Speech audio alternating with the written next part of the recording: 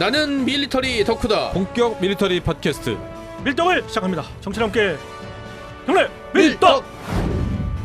바로 안녕하세요, 박찬준입니다. 안녕하세요, 놀러온 남자 정명섭 정작입니다. 안녕하세요. 월간 플래톤 이준교 기자입니다.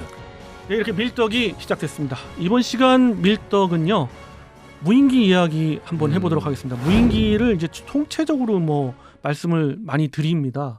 그리고 무인기가 하나의 게임 체인저가 돼가고 있어요. 네네. 또 우크라이나전을 보다 보면 무인기가 굉장히 중요해졌습니다. 그렇죠. 개전 초부터 무인기가 많이 쓰였고요. 처음에는 바이락타르. 맞습니다. 그렇죠. 바이락트 2. 네. 그 무인기 이제 정찰형이죠. 정찰과 공격을 할 수 있는 다목적의 무인기인데 수많은 무인기들이 있고 그 무인기들의 목적에 따라서 종류도 굉장히 다양해요. DX 코리아에서 관심 있게 보셨겠습니다만은 네. 각 제대별로도 있고 그 쓰임에 따라서 맞습니다. 무인기들이 다 있습니다. 개인적으로는 풍산 무인기가 굉장히 도시락동. 네. 도시락동이 네. 뭔가 좀 더 많이 기대하고 있습니다. 저는 좀 기대하고 있어요. 아, 소규모 제대에서 바로 목표를 관측하고 그 다음에 한 대를 띄워서 관측한 다음에 뭔가 타격 목표가 나오면 거기 그 관측 장비를 떼고 다른 이제 자폭 장치를 붙여서 띄운 다음에 공격할 수 있는. 네, 다용도로 쓸 수 방향성이- 있고 뭐 LIG 것도 상당했죠. 그 네, 스마트 그쵸. 미사일 네. 쏘는 거. 맞습니다. 예, 저도 그것도. 네. 네, 거기다가 어떻게 보면 항공 분야에서의 획기적인 우리가 이제 생각하고 있는 부분이 무언가를 확실하게 이제 알 수 있는 것 중에 하나가 이제 대한항공 부스에 있던 스텔스 무인기들이었습니다. 맞습니다. 그 스텔스 스텔스 무인기를 가지고 보라매와 멈티를 할 수 있다. 버디 시스템을 만들 수 있는 거죠. 그렇죠. 1945. 그것이 굉장히 또 중요한 부분의 하나였고요. 오늘 말씀드리고자 하는 부분도 상당히 중요하기 때문에 한번 이야기를 드려봅니다. 무인기 하면은 또 크게 나눌 수 있는 것이 우리가 무인기를 띄워서 항상 그 정찰을 하던 공격을 하던 하고 나서 다시 돌아오는 회수형이 있고 그죠. 네네. 그다음에 한 번 띄우면 안녕하는, 이렇게 얘기하면 가장 쉬울 겁니다. 음. 그런 걸로 크게 두 가지로 또 나눌 수가 있어요. 그중에 이제 후자 경우, 안녕하는 경우는 뭐냐면 소위 말해 자폭 자폭 드론이라고 드론. 하는 네. 것입니다. 아.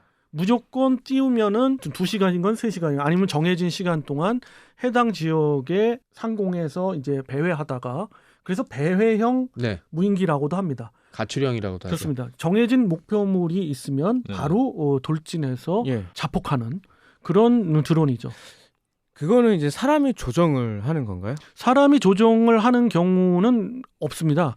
주로 저 자폭은 사람이 조정하는 경우는 이제 좀 더 커다란 이제 자폭 드론 같은 경우는 있는데 네네. 지금 이야기하는 것들의 대부분은 이제 보병들, 중대나 혹은 대대급까지 거기에서 이제 운영을 하는 거죠. 각계병이 가볍게 들고 다니다가, 그러니까 말하자면 가장 대표적인 게 뭔가요? 스위치 블레이드 블레이드. 300. 네. 네. 스위치 블레이드도 300과 600이 있는데 300에 대한 이야기입니다. 그러한 류의 자폭 드론들이 너무도 중요해졌어요. 왜냐? 러시아 병사가 그 무인기 하나를 발견하자마자 얼마나 그 무인기한테 당했으면 그냥 걸음아 날 살려라. 진짜 바로 정말 도망치죠. 왜 그냥. 지옥에서 빠져나가기 위한 그런 필사의 도망을 치는 모습들이 영상에 잡혔을 겁니다. 사실 그 드론은 정찰용 드론이라 아무것도 없었거든요. 보셨군요. 네. 예. 아. 근데 진짜로 우리가 볼 때는 짧은 거리였는데 엄청 뛰어가다 지치다가 봤는데 또 있어. 또 도망가. 어디 숨었는데 들킬 것 같아. 다시 도망가. 맞습니다. 그러다가 나중에는 안 될 것 같으니까 날 잡아 잡수하고 이제 뻗었는데 알고 보니까 그 드론은 아무것도 정찰용 드론은 공격 무기가 없었어요. 이거는 이제 다시 돌아오는. 네, 네. 네, 네. 그럼에도 불구하고 이제 자기의 트라우마. 목숨. 근데 그 병사는 왜 그랬냐면 그런 모습들을 이제 너무 많이 자기 봤죠. 동료나 자신이 운영하던 장비들이 파괴되는 모습, 그런 지옥들을 너무도 많이 보았기 아이고. 때문에 놀래서 이제 가는 건데, 그럴 정도로 상공에서 소리 소문 없이 와서 그냥 어느 날 갑자기 공격을 하는. 예. 얼마나 박격포탄 무섭겠어요. 떨어지면 그냥 바로 가는 거죠. 네. 그래서. 그 진짜 소리도 그렇게 많이 안 난다면서요? 그렇죠. 155mm 같은 경우는 그것이 거의 전쟁과 유사한 클리셰죠. 효과음인데 네, 네. 들리지 않습니까? 그래서 이제 들리지 않는 방향 내지는 이제 피하는, 은엄폐하는 그런 또 것을 이제 훈련을 합니다만은 이건 그런 소리도 잘 안 들려요. 그 DIG 드론 같은 경우는 이제 상업용이나 이제 취미용으로 많이 쓰잖아요. 제가 아는 후배가 그걸 하는 걸 봤는데 50m 정도 뜨면 뭐가 보이냐면 이 앞뒤 방향에 그 램프 있죠. 그 식별용 램프 요거밖에 안 보여요. 소리도 아 저기 드론이 있네 하고 이렇게 해야지 들리는데 또 전쟁터 또 소리가 얼마나 많이 들려요. 맞아요. 네. 또한 총소리에 붙이고. 그죠. 또한 무서운 게 밤낮이 없습니다. 그죠. 예, 어떤 시간과 때와 장소를 안 가립니다. 좀 뭐 IR 키고 위에선 다 보이는데 밑에선 그렇습니다. 보이는지 모르고 당하는 거죠. 그럼 무인기 부대 같은 경우는 목적별로 나눠지니까 정찰 드론이 파악을 하거나 또는 다른 탐지 자산들이 파악을 해서 어떤 파괴를 해야 될 적 자산이 발견되면 고가치 표적에. 그 지역으로 물론 이제 고가치 표적까지는 아닙니다. 왜냐하면 이러한 것들의 대부분 자폭 드론의 대부분은 화력이 물론 세긴 셉니다. 155mm 한 6배 정도 되긴 되는데 그럼에도 불구하고 그렇게까지 고가치 표적 고가치 표적이라면은 뭐 제가 말씀드리는 거는 한 적어도 100km 이상 떨어진 뭐 700-800km도 될 수도 있고 네. 그런데 이제 고가치 표적이 있는 것이지 정말 가까운 데 있지는 않겠죠. 물론 가까운 데 있으면 이제 그러니까 스위치 블레이드 300 같은 경우를 쓰면 특수부대를 네네. 그래서 대한민국 특수부대도 사실 스위치 블레이드 300을 도입하기를 희망을 해서 이번 DX 코리아의 관련 업체가 전시를 한 것이 실물을 딱 전시했었죠. 예, 그것이 우리나라 특수부대를 위한 제공하기 위한 것이었는데 뭐 협상은 어떻게 됐는지 모르겠습니다만 다시 이제 돌아와서 이제 그 자폭 드론에 대해서 말씀드리면 이러한 자폭 드론은 현대전에서 너무도 중요해졌다. 그것이 러시아에서 이번 공세에서 나타난 샤헤드 136이라는 자폭 드론도 이란제죠. 분명히 네. 있다. 이란제인데 러시아의 드론이 전부 말랐어요. 이제는 뭐 갖고 있던 드론 자체가 이제 다 거의 써버리고. 소진이 됐기 때문에 심지어 얼마 전에 우크라이나 드론하고 공중전도 벌였는데 러시아께 졌습니다. 또 졌어. 네. 그렇습니다. 이제 이런 상황이기 때문에 이란의 힘을 빌렸고 이란이 엄청나게 제공을 해줬는데 말하자면 메이드 인 이란이라고 쓴 것이 이제 보이는데도 네. 불구하고 아니다. 네, 하고 본인들은 계속 이제 우기고 있죠. 지원을 안 했다고 네. 이제 발뺌을 하는데 어찌됐든 그건 그냥 뭐 하는 얘기고요. 누가 봐도 지원을 했고 이런 것이 또 뼈 아픈 게 민간인을 대상으로 그쵸. 했다는 것들이 또 더더구나 뼈 아픕니다. 이번 더 키우 티박. 그렇죠. 이번에 키우에서도 그 샤헤드 136이 날아가니까 이게 속도가 별로 빠르지 않은데 대신 작고 근데 자폭 드론이잖아요. 그러니까 소리가 약간 그 프로펠러 소리가 나는 게 2차 대전 때 독일군 V1 네. 강화할 때 좀 그 소리랑 비슷하니까 그 민간인들 놀래갖고 막 이리저리 흩어지고 도망치는 모습들이 좀 보였거든요. 그렇습니다. 그래서 아무튼 이 전장 상황에서의 현대전에서의 게임 체인저인 거는 맞고요. 우리도 이런 자폭을 할 수 있는 드론을 예전부터 보유를 했고 그리고 대한민국이 직접 개발하고 있는 자폭 드론들이 있습니다. 하피가 예전에 이제 일찍 도입을 했었죠. 그렇죠. 우리가. 일종의 하피는 자폭 드론인 그렇죠. 거죠. 다만 그거에 대한 목적이 레이더, 네. 그렇죠. 적의 레이더 신호를 네. 포착하면 맞습니다. 배회를 하다가 2시간이고 3시간이고 배회를 하다가 레이더 기지를 향해서 돌진하는 맞습니다. 그런 이스라엘제 하피인데 여기서 이제 이스라엘이 나왔기 때문에 말씀을 드립니다만 모든 목적의 드론의 그 지금 최선두에 있는 국가들은 어떤 국가들이냐면 유럽 쪽도 좀 약합니다. 두 국가입니다. 대표적으로 미국과 이스라엘이죠. 이스라엘이죠. 네. 네. 그 다음에 이제 무섭게 따라오고 있는 게 중국입니다. 그렇죠. 우리가 중국 무시해서는 안 되고요. 그렇죠. 이제는 뭐 카피의 뭐 대마왕 국가긴 하지만 어찌됐든 실력적으로 무시할 수가 없고 네. DJI가 뭐 상업 드론은 거의 꽉 잡았죠 지금. 그렇습니다. 네. 지금 북한이 요새 이제 공세 뭐 이렇게 좀 도발이라고 할까요? 네. 뭐 여러 가지 좀 위험스러운 그 도발도 하고 있는데 한번 뭐 어떻게 보면 쇼다운 쇼를 하나 한 게 150대 자기들 말로는 이제 150대를 저걸 띄워서. 튀어서 했던 그것이 북한에서 가능 왜 했겠습니까? 성균이 거의 누군가 마지막 줬겠죠. 카드로 보여준 거죠. 그것만 해도 지금 기름 소비도 엄청났을 텐데. 맞습니다. 그 기름 어디서 누가 줬을까요? 중국이겠죠. 그렇습니다. 맞습니다. 중국하고 러시아 특히 이제 러시아가 줬다 이번엔 줬다는 말이 거의 기정사실인 것 같은데 기름을 지원해 주면서 이 왜 그랬을까요? 대한민국이 조금이라도 지금 엄청난 무기를 생산할 수 있는 능력이 되는 대한민국이 본격적으로 우크라이나를 뭐 간접적으로라도 지원했다가는 그나마 견디고 있는 그 전황이 그렇죠. 완전히 이제 무너지니까 어떻게든 대한민국을 묶어두려고 북한을 자극한 거로 봐지고 벌써 뭐 폴란드 그 수출할 거 벌써 지금 1차본 생산 끝났죠. 네, 양도식도 그거는 하고 제가 있으니까. 보기에는 전 네. 개인적 견해를 뛰어넘어서 이 부분은 정말 확실하다고 거의 100% 확실하다고 말씀드릴 수가 있습니다. 절대 북한 공군으로서 150대까지 물론 나중에 이제 오산 공군기지 내에 데이터 올이라고 있습니다. 모든 상황을 지켜보고 있는 미 공군 시설이 있는데 전 세계에 딱 5군데 있거든요. 본토에 3개, 유럽의 모 페어차일드 기지에 하나, 그 다음에 이제 오산에 하나 이렇게 있는데 오산에서 보면 중국 전역의 항공 자산까지도 다 보입니다. 그런 데서 다 띄워서 보기 때문에 몇 대가 떴는지도 다 압니다. 그래서 그것을 이제 공표하면 안 되니까 실제로는 100여 대입니다라고 이제 흘려 이야기를 한번 한 적이 있는데 150대까지는 아닙니다만은 어찌됐든 그런 능력 자체가 안 되는 북한 공군이 했다는 얘기는 바로 이러한 것도 있는데 이걸 제가 왜 이야기 드리냐면 자폭 드론의 경우 분명히 북한으로서는 매력적인 카드죠. 그렇죠. 보유할 수 있는 능력이 안 됩니다. 그렇지만 매력적인 카드거든요. 그거를 어디가 지원할 수 있는 가능성이 가장 크냐? 바로 중국입니다. 맞습니다. 중국은 모든 드론 관련된 어떤 목적의 드론이든 지금 상당한 수준에 올라와 있습니다. 네네. 공지 시리즈의 드론도 유명하죠. 공지 11 같은 경우는 바로 자폭 드론이거든요. 그런 것들을 북한에다가 지원한다 했을 때 우리는 드론을 막아야 될 어떤 대항책이 필요합니다. 특히 이제 이번에 샤헤드 136 보면서 느낀 게 뭐냐면 여러 가지 현실적인 어려움이 있긴 하지만 북한이 그 샤헤드 136 같은 자폭용 드론을 대량으로 손에 넣었다면 초전에 사실 그 드론을 서울로 띄워버릴 수가 있어요.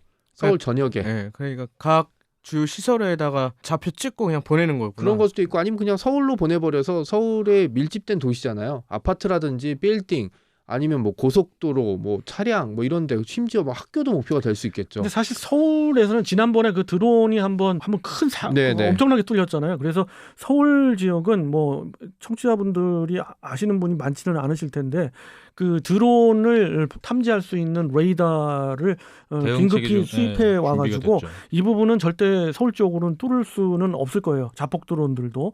그리고 우리나라 군에서는 아직도 적어도 방공망, 특히 이제 대공포라고 알려져 있는 포들이 엄청나게 깔려 있거든요. 그 수방사를 비롯한 제1방공여단을 비롯한 데서 엄청나게 깔려 있기 때문에 이 부분은 분명 방어가 됩니다. 그런데 드론들을 방어할 수 있는 가장 효과적인 무기 체계는 바로 제밍과 함께 맞습니다. 전자전으로 이제 무력화시키고 아니면 직접 타격할 수 있는, 그것도 가장 효율적으로 할 수 있는 건 레이저 기술입니다. 레이저 기술을 이용한 건데 이번 DX 코리아에서 보셨던 바 레이저 장비들이 좀 나왔죠. 그렇죠. 20kW, 20kW짜리 무기 체계를 벌써 상용화했어요. 이거는 방사청에서 곧 긴급 사업으로 도입을 할 것 같습니다. 쉽게 어떠한 성능을 내는 건가요? 이제 공상 과학 영화 네. 스타워즈 보시면 아시겠지만 레이저로 지져버리는 거죠.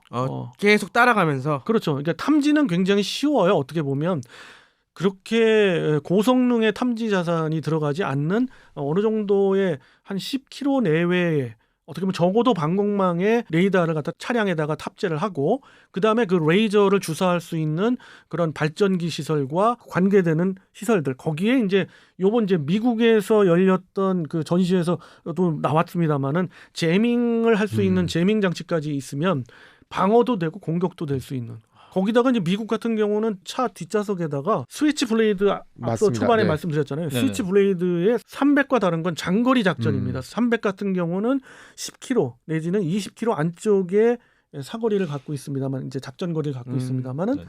그에 반해서 스위치 블레이드 600 같은 경우는 90km 이상입니다. 그러니까 우리가 만약 그런 류의 자폭 드론을 운영한다 그러면 군단장이 또는 사단장이 운영할 수가 있는 거죠. 사단이나 군단에서 90km 이상 되는 타격 자산을 갖고 있다? 그것도 밤낮을 가리지 않고 상공에 떠서, 이거 대단한 거거든요. 그렇죠. 심리적으로도 굉장히 위축될 것 같아요. 그렇습니다. 그래서 덧붙여 말씀드리면 지난 에어쇼에서도 전시가 됐습니다마는 S1, S2라고 지금 명명이 네. 되어 있는 자폭 드론을 하피와 하롭이라고 있습니다. 네네. 하피의 해상 신형이죠. 버전인 네. 거죠. 그 두 가지 버전의 그 컨셉을 가지고 진짜 자체 개발을 한 게 있습니다. 그것을 좀 더 완성을 시켜서 아마 곧 상용화해서 군에서 채용을 할 것 같아요. 이게 만약에 개전이 일어난다고 했을 때 자폭 드론의 역할은 바로 그냥 투입해서 주요 시설 타격인가요? 그렇지는 않습니다. 그러니까 근접전에서 근접전에서. 한반도 전쟁에서의 개전 시나리오도 분명히 있습니다만 개전 초에 사용된다기보다는 보병 대대 또는 보병 여단급에서 적 적과 조우했을 때에 적의 가장 중요한 자산들 또는 지휘소라든가 지휘소 그런 거, 예. 이런 데를 이제 타격하기 위한 때 너무도 활용 가치가 있는 왜냐하면 주요 목표를 타격하기에는 아직 폭발물이 그렇게 자폭 드론들이 그렇게 뭐 굉장하지가 않습니다. 그럼에도 타격력. 불구하고 네네, 사실은 폭발력 같은 게.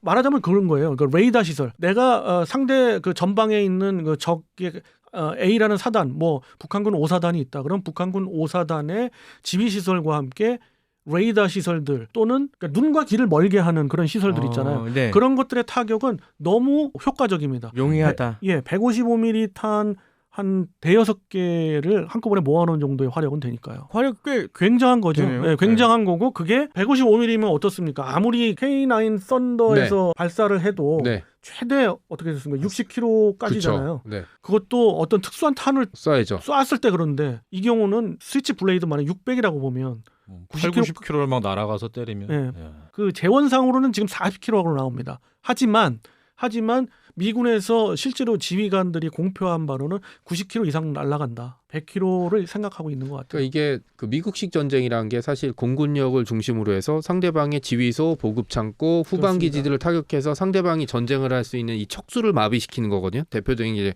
걸프 전쟁이었었는데 이거는 미국처럼 스트라이크 패키지를 운영할 수 있거나 대규모 탐지 자산 혹은 토마호크 순항 미사일이 있는 도 많은 나라에서 할 수 있는 전쟁이거든요. 근데 자폭 드론 그다음에 소규모 드론들이 생기면서 비싼 비용을 들이지 않고 상대방 예전 같으면 엄두도 못 냈을 상대방의 주요 지휘소, 유류창고, 탄약창들을 공격할 수 있는 네. 수단이 생긴 거죠. 네. 다만 이제 조금 느리다는 거. 네. 이게 단점인가요? 그렇게 느리지도 않습니다. 엔진의 성능에 따라서 다른데 우리는 그 엔진을 무인기에 들어가는 엔진은 자체로 다 개발하려고 그래서 개발을 하고 있는 거고요.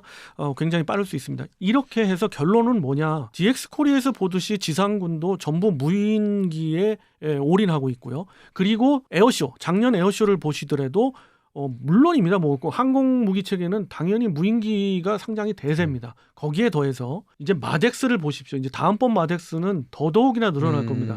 더구나 대한민국 해군은 무인기만으로 운영되는 해군 항공자산, 해상, 무인 함정, 무인 잠수정까지 다 운영할 수 있는 부대를 창설하겠다고 공표까지 했어요. 지금 그런 상황까지 가고 있습니다. 우리는 데이터 링크의 완벽한 성능만 보장된다면 우리 자체에 무인기는 엄청나게 쏟아낼 겁니다. 지금 그렇게 준비가 되고 있고요. 그래서 이제는 정말이지 무인기의 시대가 됐다. 드론의 시대가 됐다. 이렇게 말씀드릴 수가 있고 이거에 관련해서는 좀 상세한 내용 또 다른 분야의 상세한 내용이 있으면 한번 또 에피소드로 다뤄볼 예정입니다. 많이 기대됩니다. 네. 다음에 또 무인기에 관련된 이야기가 있으면 같이 한번 이야기 나눠보도록 하겠습니다. 영화 중에서 스카이라인이 있으니까 그죠. 한번 보시면 좀 알겠습니다. 이해가 될 수 그죠. 있을 것 같아요. 네. 그렇습니다. 자, 이렇게 해서 이번 시간은 자폭 드론에 대해서 말씀을 드렸습니다. 다음 시간 또 다른 주제를 갖고 여러분 찾아뵙도록 하겠습니다. 청취자 함께 경례 밀떡